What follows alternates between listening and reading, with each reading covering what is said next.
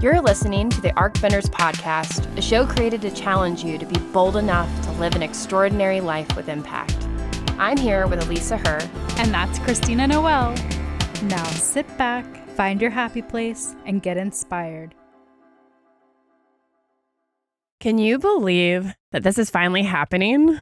We are finally kicking off the first full episode of the Arcbenders Podcast. Yep. And we've gotten really great feedback from our intro episode already. We've heard from so many people that have shared it with their friends and are just so excited to be able to share their story through our platform as well. Yeah, speaking of great feedback, we finally went live on iTunes and we are so excited. It feels like it's real now. And we've received a handful of 5-star ratings. And if you haven't done so yet, if you could take 2 minutes, we would be grateful. And also, we wanted to give a special shout out to Tim Yarborough for his amazingly thoughtful review. Tim shared that he's been following this team since they got started, and he loves how we're filling the void in a much needed area of inspiring and entertaining everyday people to break out of their molds, take on the mystery of how to actually make change happen, and experience the support, community, and levity that can come from incorporating this work into one's life. He's looking forward to laugh solutions and real talk about arcbending. Tim is so sweet. You seriously made our day. And if you are enjoying the show, we would be grateful if you could also share your thoughts as well. We want to co-create the show with our listeners. So even hearing from people already after the trailer has been really exciting. So we want to hear from you. What are hot topics in social impact? We're experts in social entrepreneurship, but there's a lot of different ways that people can bend the arc. And so we want to hear from you. What do you think? So another one of the goals for this show is for you to get inspired, but also it's really important to us that we get super honest about what reality is. We think that if you're going to change the world, we have to be honest about what's actually happening and having a safe space to have truly honest discussion. And so we realized that this might be a bit tricky, balancing inspiration with real talk, but we're going to try to make it work. And part of being honest means that we are speaking from our own truths. And that means that we're going to get things wrong because we're not all knowing.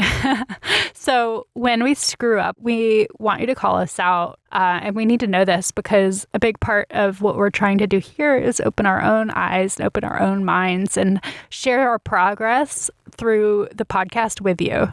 And another way that we've thought about structuring the show is each season we're going to have a theme. And so we're starting with the theme of how to design a life with purpose for season 1. And the reason we're starting there is because the last year that's basically been a big focus for both Elisa and I. So last year I quit my job and started to pursue social entrepreneurship. And so I've been thinking a ton about how to design a life with purpose. This is just a starting place. We'll be tackling systemic change, entrepreneurship, burnout, self-care, authenticity, and along the way, we're going to be learning advice from the people who are in it and what has changed their lives and made this doable for them. And the last thing you need is another boring podcast and another reason to get depressed. So another big thing that we're going to focus on is taking actionable change and changing things just step by step, bit by bit, and finding your own path to making change in a way that's truly meaningful to you. This week, we're kicking things off with a topic that we're both extremely passionate about, diversity and inclusion. And we have one of the world's leading experts to share their story and their advice. And Christina is taking the lead on this interview because I had a last-minute conflict come up, which is a very neutral way of saying that I had a very disastrous 5 minutes right before the interview started where I was on a phone call and it was a sales rejection call. And I was taking my dog out and she pulled on the leash so hard that I fell down and broke my phone screen. And then she ran into the bushes and grabbed a bunch of dead squirrels out. Oh, man, that was what happened. I was like, what was the conflict? Oh, yeah, it was the dead squirrel conversation where you were like, forget it. I am not in the headspace to do this interview. And that's life. But then my dog ran away. That's right. After you went to go get the dog. Ran away. Oh my God. It was the most dramatic 30 minutes I've ever had on a phone conversation with Elisa. It was nuts. And I'm trying to remember why I was at home alone with my children, like what it was about that day. Like, was it a holiday or was it? Yeah, it was Matt. Matt was working on the hurricane. So like Elisa's husband was out of the house doing social impact work, helping prepare North Carolina for the hurricane. And here she is, like super mom, working from home, taking sales rejection calls, trying to change the world. And then her dog first brings out the dead squirrel, which startles her on the phone. And then the dog runs away all in the span of like an hour. So, I mean, actually, I kind of love this story because it kind of gives you a look into like, there's all these beautiful resumes about how you change the world. And then the real world is just a shit show. I know. It was pretty, I don't know, it's like iconic moment of like, yeah, I mean, here we are, like, just trying to get through our lives, and then like this shit all happens, and it was like disasters come in threes. They kind of do. Yeah. But it worked out. It did. I still got to interview Tiffany, and just to give you a little bit of background, I met Tiffany Jana. Well, I first actually saw Tiffany Jana speak at the Bee Champions Retreat in Burlington, Vermont, years and years ago. I was so blown away by their Bee Inspired talk, which we'll definitely include in the show notes if you'd like to check it out. And if you've never heard of the Bee Champions Retreat, it's the global gathering of leaders within the B Corp movement. You will quickly learn through the show that Elisa and I are B Corp obsessed. So B Corp is to an entire business what USDA organic is to milk, or fair trade certification is to coffee. The B in B Corp stands for benefit. And essentially, whenever we talk about B Corps, they're businesses that exist as a force for good. And it's a global movement of leaders that are trying to redefine success in business. Tiffany is a leader within the B Corp movement, and the B Corp movement is really passionate about trying to drive systemic change.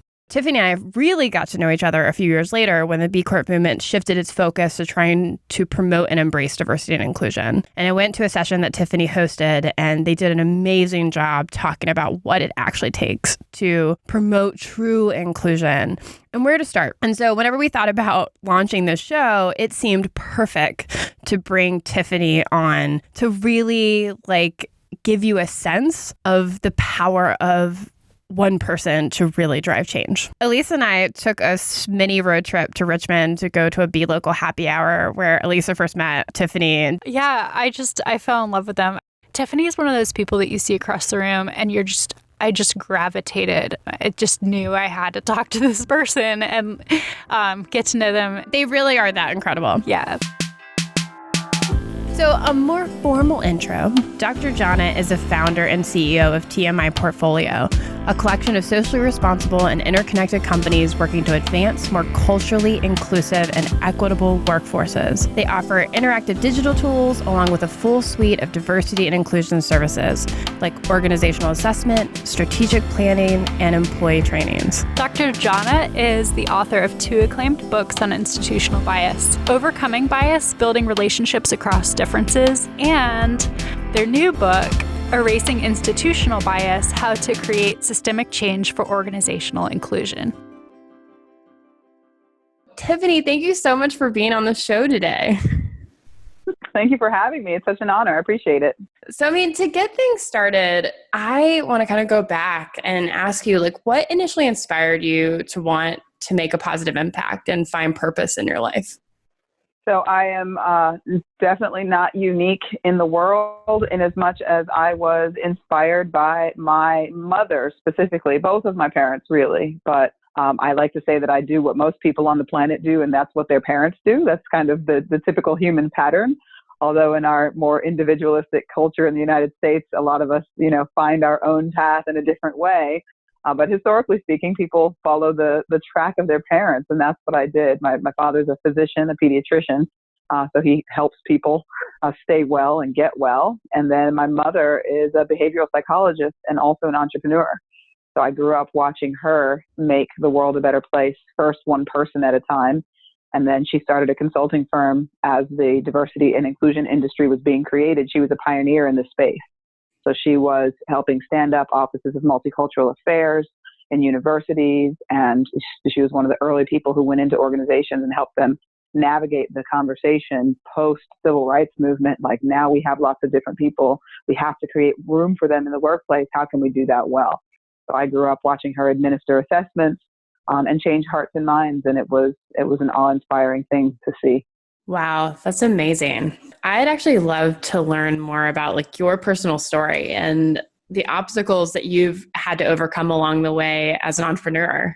And what lessons have you learned? So, I mean, it sounds like I know you've had a very diverse career in its own right. And how have you pivoted? How have you changed? And what challenges have you had to overcome? Yeah. So it's interesting. I didn't wake up one day and just say, I want to work for myself. I wanted a good life. I wanted to contribute. My first priority really was to be a mother. I wanted 12 kids at one point. I adjusted a lot of things about my life very young to do that. Like I finished 11th grade, 12th grade, and my freshman year of college in 1 year so that I could have 12 children. And I think at the time I wanted to be a child psychiatrist. I didn't want to be pregnant during my internship and residency, so I accelerated my program so that I could have 12 children. I only have 3 now, and I'm happy to say I'm done. But it did, my goal was to, sort of to create this life, to craft this life. And my perspective certainly was, I come from a family of servants, people who serve the world. And I happen to have a Christian worldview, believe in God. And, that kind of Jesuit perspective really does inform what I do. I'm not here for myself. I'm here to make the world a better place and to serve my fellow humans. So at the end of the day, I ended up starting my company because, while I found a fantastic donor, my first husband was not a fantastic human to live with for the rest of my life. So I found myself divorced very young with 2 children at the time. And at that point, I had actually, when I had the first child, was 1 semester shy of graduating college, and I left to go and have my baby because that was my bigger goal. So I was then, I was a domestic violence survivor. So I left, I left a marriage, and I didn't have a degree. I didn't have a whole lot in the way of marketable skills, and I had 2 children that I had to care for. So I definitely relied on public assistance for a while, and knew that I had to go back to school. So I ended up finishing school online because it was the only option I had. And I couldn't, what I needed at that point, it was a bizarre situation. I ended up having custody of them every other week, which was a whole nother nightmare. And I couldn't find an employer who would let me work really hard one week and then be off because I had been a stay-at-home mom. So I wanted to be there for all of my children's things. I wanted to be class mom and be there for the soccer games. And so what I figured out was that the only way for me to create the life that I wanted, even coming out of the rubble of what was an awful exit, I still wanted to salvage a good life. And I realized that in order to do that, I had to create my own workplace. I had to create something that worked for me. So I started the business so that I could have the personal freedom to create the life that I wanted for my family. And that's where it all began. I love that. Oh, thank you so much for sharing it. Because I mean, to come from that challenging experience and then craft a life for yourself, that's just amazing. How have you adjusted over time? So like, what is your ideal week like, and how do you manage your energy? So it's crazy because my first 2 kids, we went from food stamps, living in the hood, to, a 5,000 square foot house and, traveling all over the world, an amazing life. So they are, incredibly humble humans who've seen the spectrum. I was still home for so much of their upbringing. My oldest is 21. My middle child is 19 and a half. And she's at Harvard. The oldest one is about to finish at Virginia Commonwealth. And my youngest is 11. And she has not had the benefit of, the mom with the time and the lifestyle that I originally created all of this for. My company for the first 8 years was subsistence living. I made enough money to pay my bills, but I would say, I think it was about 75 to 80% of everything I made was in trade, and it was goods and services. So I had enough to pay my bills. I had, maybe $60 to $90 a month in disposable income, but I had everything I could ever want in goods and services and trade. I was a bartering fool for the first 8 years that I was in business. I gave a lot away and I traded what I could, and it was great. After that, things just went bananas. like it actually started to become a really profitable endeavor. And, I've become a, corporate executive mom. It's a very different lifestyle. And sometimes I'm sad because, she would love to have me around more, but she plays 6 instruments and she sings and she's played soccer and ice skates and skis and, went on her own to Interlochen Conservatory in Michigan for the summer. And, she's been to multiple countries and she's got this amazing life because, I've worked hard and created something awesome and God has blessed us abundantly. So there's that. So there's the, balancing the mom thing. I get to provide my child with a kind of life that I never would have imagined. And, I'm glad for that. I don't get to be the stay-at-home mom, but I do have enough freedom that I can be there for the important things. But managing the energies is definitely a challenging thing. Calendars are crazy, but I do have a self-care regimen that is like sacrosanct. So I take self-care super seriously. I abide by the oxygen mask model on the airplane. If I don't take care of myself first, I will have nothing left for my children. I will have nothing left for my family. I will have nothing left for my company. I won't be able to keep doing what I do. So, everything from my massages to my mani-pedis to my, my spa retreats, I see a counselor even if I don't feel like I need one, mentors, coaches, just time. I go on dates with myself. I'm a very single woman now. I've never been this single in my life and it's awesome. So I take myself to the movies and out to fancy dinners. But if it's a date with myself, I put it on the calendar. My assistant can see it and no one's allowed to touch it. Like if it's a date with me and if it is me time and I'm getting my rainbow colored eyelash extensions, it's got to be like maybe Barack Obama or Jesus for me to cancel an appointment with myself. And that's something I don't see enough entrepreneurs doing. They're like, oh, well, it's just my pedicure. So I guess I'll go and see, whoever it is that wants my time. No, there's always going to be people who want my time. I have to protect my time for myself. I love it. I love it. And I love your unicorn eyelashes. By the way. It's so much fun. I'm People like look at you and it's like they them. catch it. It's so fun. It is so fun. It's so subtle. And then the people catch it and they're like, what's happening? Oh my gosh. I mean, you being an embodiment of a unicorn is truly magical. And you're like my rock star. There's not there's like, you can't put a dollar value on personal freedom. I'm an African-American, sort of biological woman, and now I'm identifying now as gender non-conforming. So I'm now they, them, and theirs, and that's been an amazing journey. But my hair right now I'm calling it labradorite colored, so it's like teal and bright blue. And as a Black woman, I would not be able to do this and work for someone else. It would have been a huge, as much as I would have wanted to have rainbow lashes and blue hair, I would not have been a freedom I could have. And that's not just a Black woman thing. There are lots of white women who would love to have green hair, but don't feel like they can because of their job. But that, being an entrepreneur, one of the things that is incredibly powerful, but again, you can't put a price tag on it, the ability to have that personal freedom to express yourself and be who you are. Like I remember I had dreadlocks for 24 years, my entire adult life. And they were very well kept and beautiful. And I think it was at the time, right around the time that I successfully completed my 3rd marriage. That's how we're reframing that. I've successfully completed 3 marriages. So at the end of the last one, I knew I was going to shave my hair off.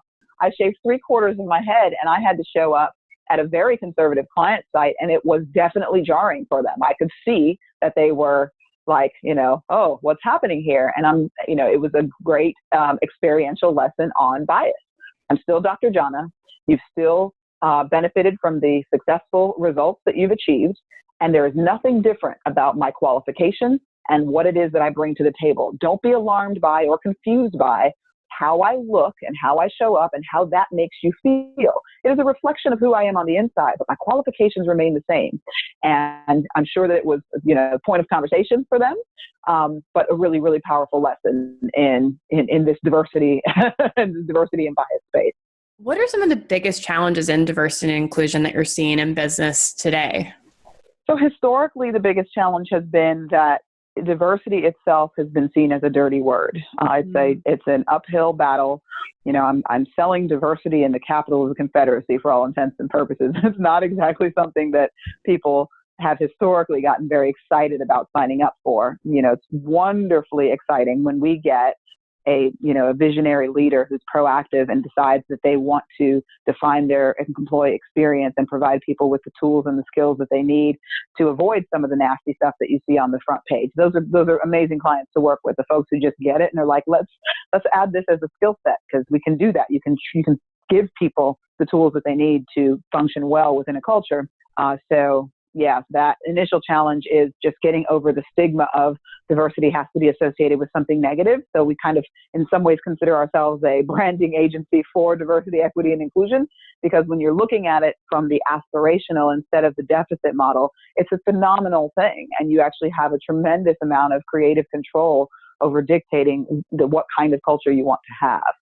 So now some of that is being mitigated because the conversation is moving into the forefront in a very overt and very different way. And people at this point are starting to feel like maybe they're a little bit negligent if they're not having the conversation. So what was historically the challenge is moving a little bit out of the way, and we're seeing a massive influx of requests for support and business. Part of my business, my business model is really getting traction behind the business case for diversity, because the social justice model is really insufficient at this point.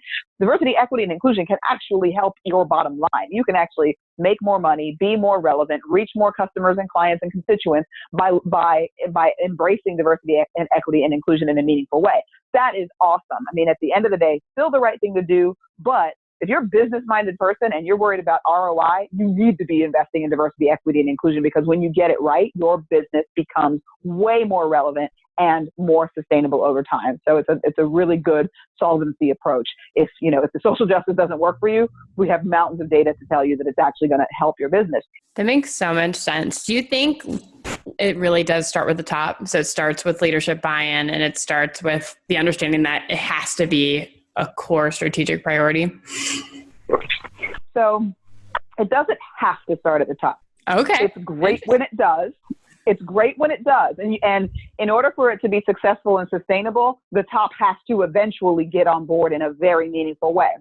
Okay. But the reason that I wrote Overcoming Bias and Erasing Institutional Bias is because there is a way for individuals to empower themselves, to engage in behavioral shift and attitudinal shift, and then create kind of energy around pulling like-minded people together and leveraging the levers of change, sort of accessing data, identifying where institutional bias might be happening within the organization and getting some traction, even if you're not the CEO.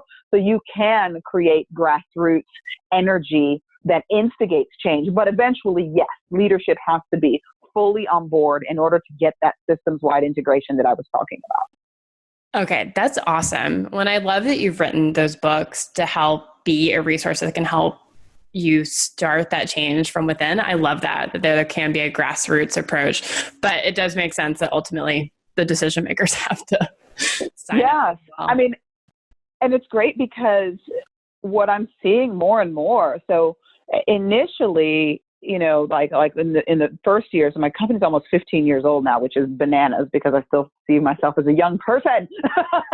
I'm like, how's my company 15 years old?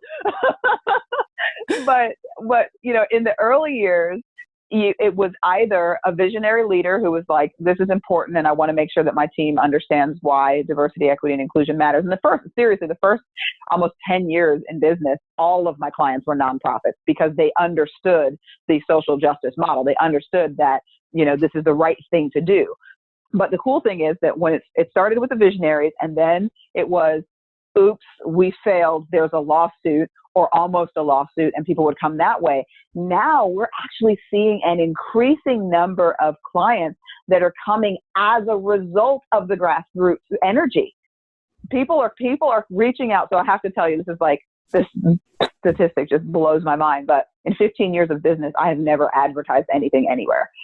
So when you think about people are coming to us through word of mouth, and they're doing it And now in large part because employees are rising up and saying, hey, you know what? We see evidence of gender bias here. Here's what it looks like. Here's how we're affected. What are you going to do about it? And leadership and human resources are calling us and asking for support because they're hearing from their employees. More on what you could do if you're experiencing bias after the break.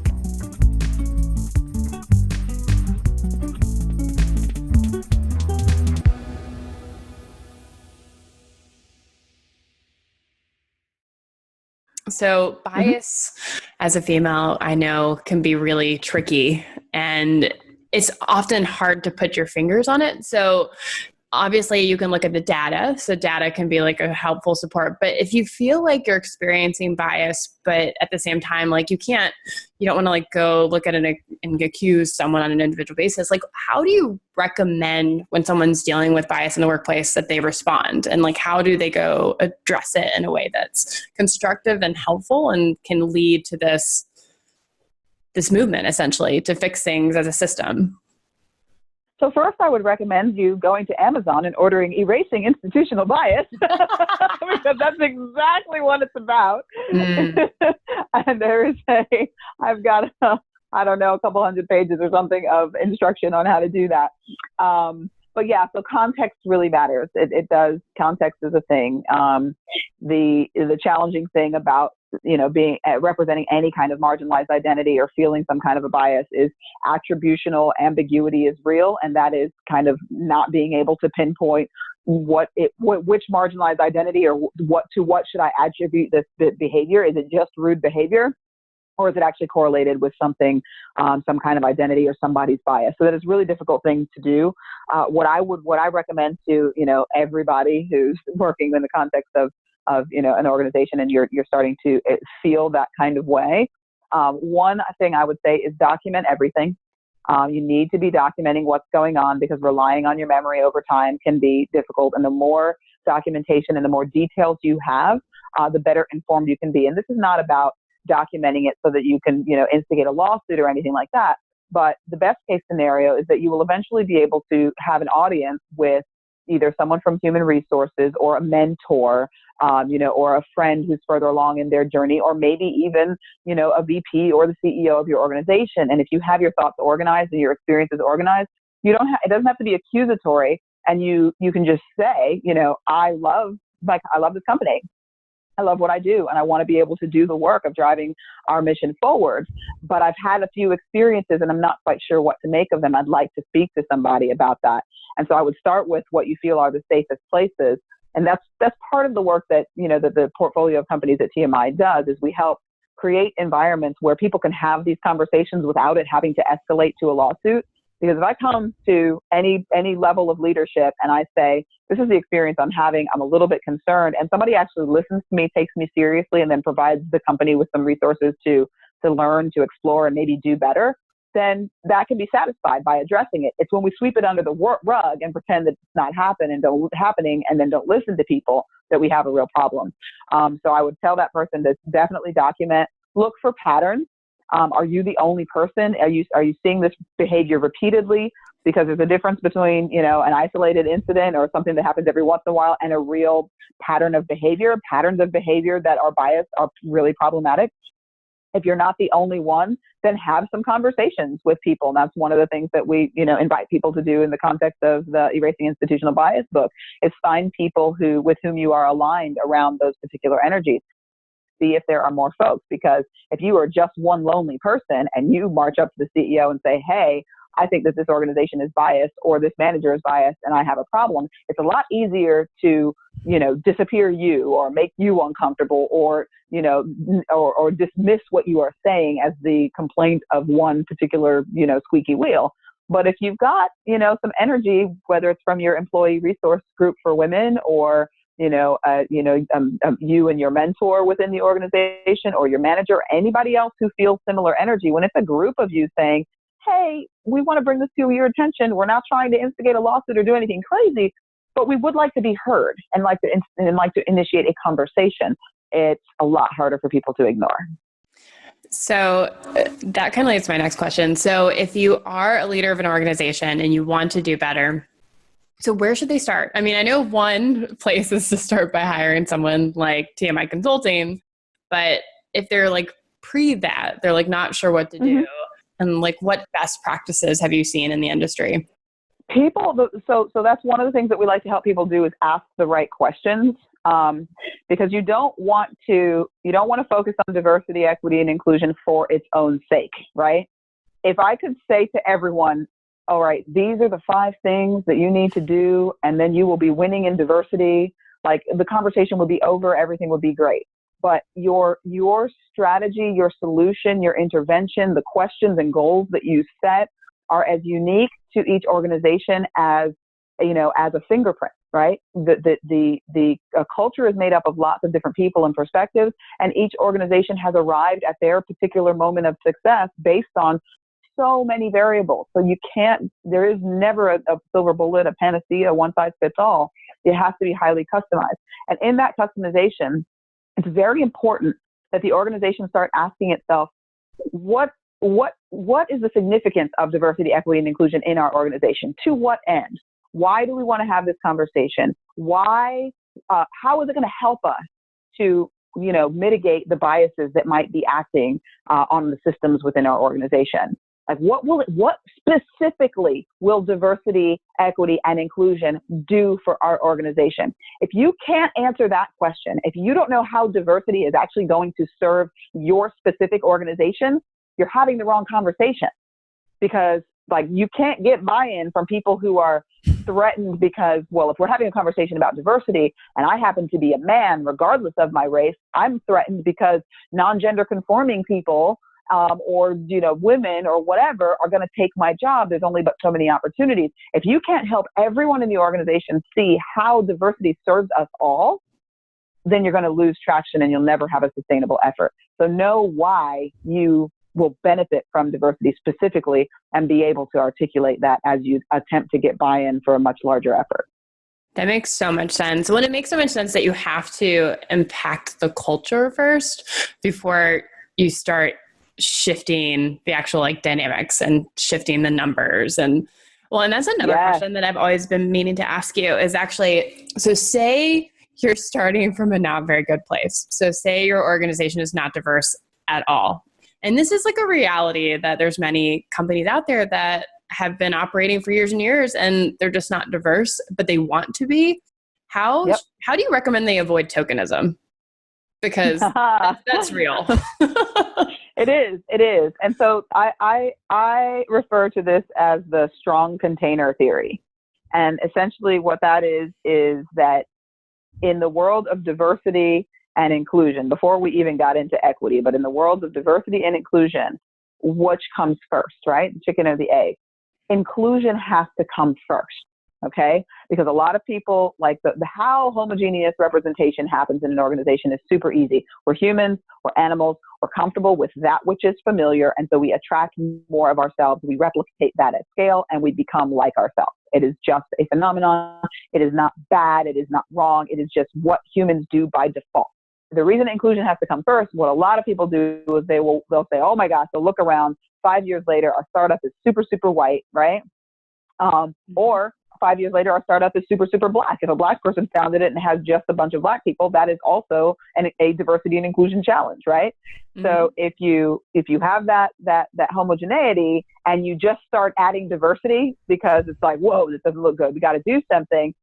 If you don't have an inclusive environment where difference is welcome and the friction and that diversity is going to introduce into that system, if you don't have the strong enough container to be able to manage that friction and leverage it for the innovation that will result if you can handle it, then the diversity is going to bounce out the door. It won't be sustainable. Like I've seen this with companies, and there's like one publicly traded company in particular that I cannot name, where it was a tech firm, started with tech and engineering. Obviously, the organic attraction was lots of dudes, lots of white guys. Fabulously successful organization, name that everybody knows. They said, "Whoa, hey, we need to have more women." Spent millions of dollars on this really fantastic effort to create recruitment and like interning and mentoring process for women.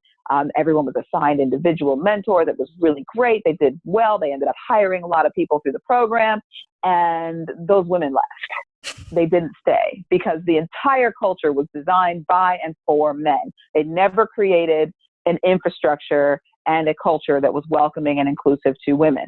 So you must work on the inclusion first. Like, how do we treat each other? What is the employee experience that we want to have? How do we respond to divergent views when they are presented? Do we welcome them? Do we solicit them? Once you are familiar with and you've set an expectation for inclusive behavior, then you can add diversity, and you have a much better chance of allowing that to be sustainable.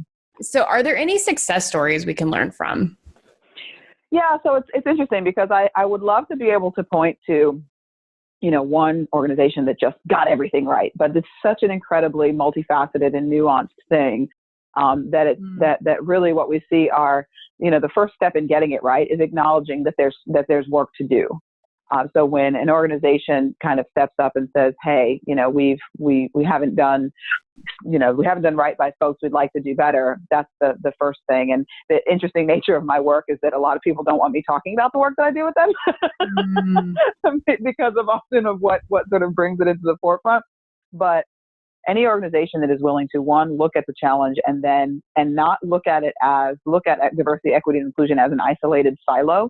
If you create a diversity program and you say it's over there and that's a thing that we deal with from time to time, you're starting out in a way that is going to, limit your success. The people who really get this right and do this well are the ones who see diversity, equity, and inclusion the way that we now see IT. Like, if you go back to like 25 years, IT was, a couple of dudes, maybe one dude in a basement, in a corner, without a window, who we called when something broke and we didn't understand something. He was kind of like an instruction manual that you pull out when you're lost. And then, somewhere in, the 20, in the past 15 to 20 years, we realized, wait a minute, if we integrate information technology and information systems across our business platforms, we can accelerate the pace of business. And that's what we've seen. Technology and information systems has changed the way that we do business, the speed at which we do business, and the efficacy with which we do business. Diversity, equity, and inclusion is no different. If you are able to embed that lens, that diversity and inclusion perspective into your organization, the rate at which you will be able to be successful and attract and retain diverse, qualified staff, really get to those mission, vision, values, it's exponential. It's really, diversity, equity, and inclusion is a force multiplier when you see it and apply it in a comprehensive, systemic, and holistic way. So just to shift gears a little bit, I have two questions and they're both about advice. Mm-hmm. So the first is, what is the best advice you've ever received? And then the second is, what advice do you have for people who want to live their purpose? So the best advice I ever received, I don't know if it qualifies under advice, but it was like the most powerful quote in my business trajectory. It like changed me so profoundly. And it was, it actually came from one of those like multi-cassette tape boxes, like a box set on how to eliminate your debt. It's hilarious. And I don't even remember who it was, but this guy said, if you are on vacation in Hawaii, laying on the beach, getting your sun on, right? And you are not making money while you are sunbathing, then you do not own a business, you own a job. That shifted my paradigm like 180 degrees, changed my life. So my mother, her business is a lifestyle business. Really common for entrepreneurs. There's more of those than anything else, right? So she basically, like many others, sells her time. She can cap out and predict what she is capable of making by maxing out her 24 hours in a day. When I learned that, I said, absolutely not. So I used to be frustrated with my mom and be like, why aren't you like a corporate CEO? And she's like, I just want to be around for my babies. And I'm like, no, you'd be such a badass boss lady. And she's like, nope, I want to be here. I'm like, all right, Mom. But she didn't want that. She never wanted an enterprise. She never wanted employees. She liked the relationship that she had to work. When I heard that, I realized, no, I want an enterprise. I want to have a system that is much larger than me. I want to leave behind a legacy. I want to know that if I get hit by a bus, the work that I'm doing in the world will continue long beyond me. So very early on in that business trajectory, I figured out that I wanted to build something that was independently sustainable of me. So I have a strong succession plan. I know exactly who will be the CEO. If something happens to me tomorrow, all of that is built in because that's really important to me.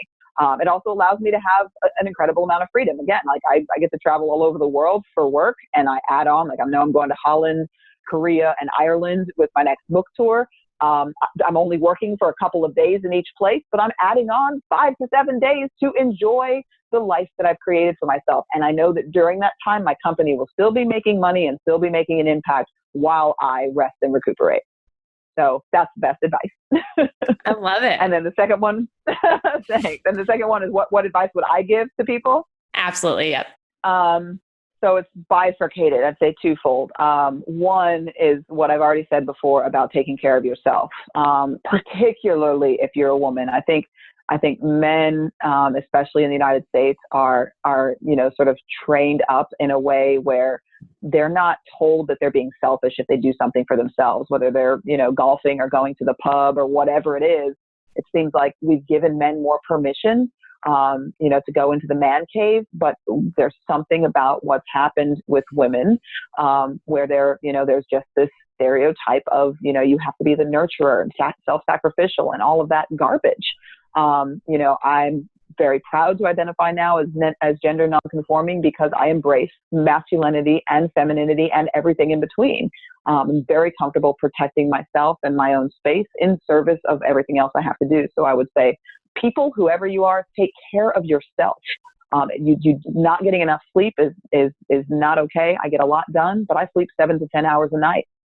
That's real. You've got to look out for yourself. So that's the one piece, is the self-care. And then the other piece is integrity. Understand what you value and understand, what you're willing to do to protect that integrity. I left multiple jobs while I had to support children because people expected me to do things that I considered to be unethical. And I chose to live on ramen and chose to, suffer a little bit, even with 2 children in tow, rather than compromise my integrity and what I believe to be right and true. And I think that is worthwhile. That's what attracted me to the B Corp movement, sort of measuring that, that integrity and measuring sort of the impact we want to have on the world. So I would say, know who you are and don't ever apologize for that. I love it. That is perfect. Well, Tiffany, thank you so much again for being on the podcast and for all that you do for the world. You are such an inspiration. Thank you so much for having me. This was fun. You can buy Dr. Jana's books at Amazon.com, and we'll definitely be sure to include links to them in the show notes. You can follow Dr. Tiffany Jana on Twitter at Tiffany Jana. I'm not kidding. It's TWIFFANYJANA, which is fabulous. You can find out more about the TMI Portfolio on their website, tmiportfolioinc.com. That's TMIPORTFOLIOINC.com. If this episode changed anything about your perspective, your life in any way, we'd love to hear from you. We are collecting listener questions and insight to share on future episodes. You can leave us a voicemail at 984-464-0254, or you can record a voice memo on your phone and email it to us at hello@wearethearcbenders.com. So on our next episode, we're interviewing James Casper of BioBuild, a company providing on-demand customized dwellings that are built in days, not months or years. We'll be diving into what this will mean for sustainable development, and we're really excited and think you'll find it fascinating like we did. Another big thanks to Dr. Tiffany Jana for being our guest on today's show, and we especially want to thank all of our friends and our amazing partners for believing in us and for supporting us on this journey. And the amazing music on this show was created by the one and only Ryan Levin. We hope you'll subscribe to our podcast in your favorite podcast app. And if you like what we're doing and want to help, please rate us 5 stars on iTunes. You can also find us online at wearethearcbenders.com and Instagram, Twitter, and Facebook. Thanks so much for tuning in. And don't forget, every little thing you can do to make a difference matters.